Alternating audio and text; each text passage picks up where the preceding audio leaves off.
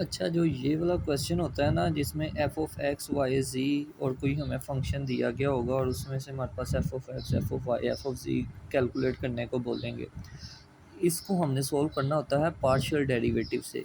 ये partial derivative का sign होता है, ठीक है। इसमें ना आपने कुछ चीज़ों का ख्याल रखना होता है। पार्शियल डेरिवेटिव सिंपल डेरिवेटिव ही होता है, लेकिन इसमें ना हमने क्या करना होता है, अगर हम एफ ऑफ एक्स कैलकुलेट कर रहे हैं ना तो वाई और जेड हमारे लिए कांस्टेंट होंगे, ठीक है। इनके ऊपर कांस्टेंट्स वाले रूल्स लगेंगे। मतलब कि अगर हम एफ ऑफ एक्स कैलकुलेट कर रहे हैं, अगर हमारे पास वाई जेड आ जाता है, वाई जेड को हम एज अ कांस्टेंट ट्रीट करेंगे।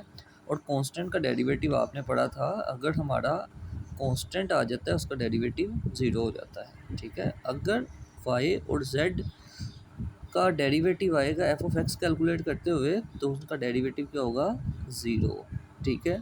या अगर वो एक्स के साथ मल्टीप्लाई हो रहे हैं, वाई एक्स आ जाता है, इस तरह इनका पार्शियल डेरिवेटिव निकाला जाएगा वाई और एक्स। वाई जो है वो कांस्टेंट है, ठीक है।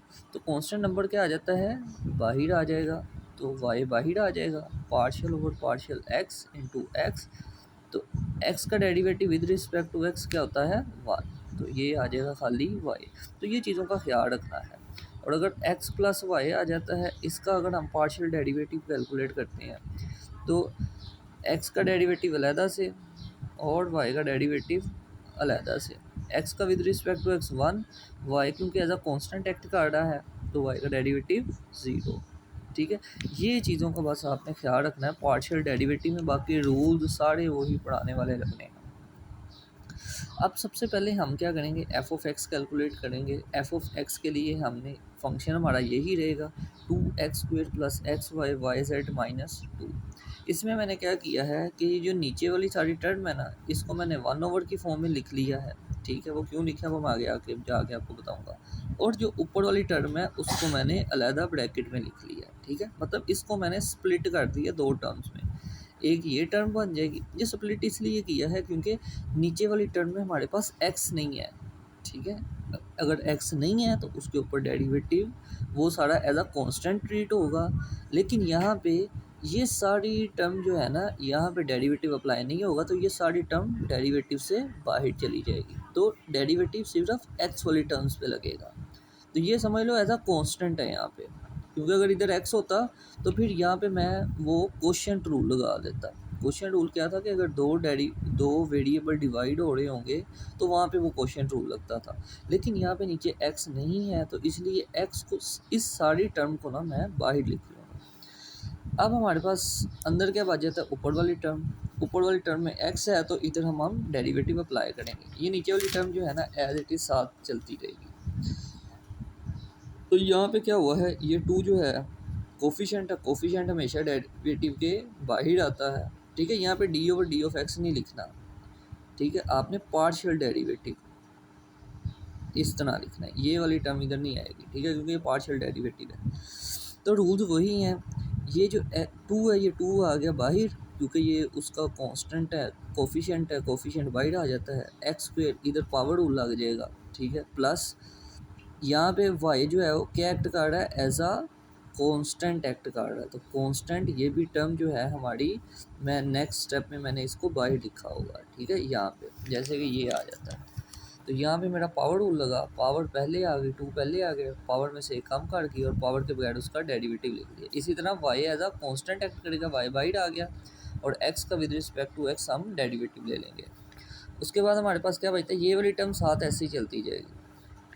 To multiply by two four, two minus one one, और एक्स का with respect to x derivative one होता है, और एक्स का with respect to x one. यहाँ पे खाली वाई बचा, यहाँ पे बचा फोर एक्स प्लस वाई।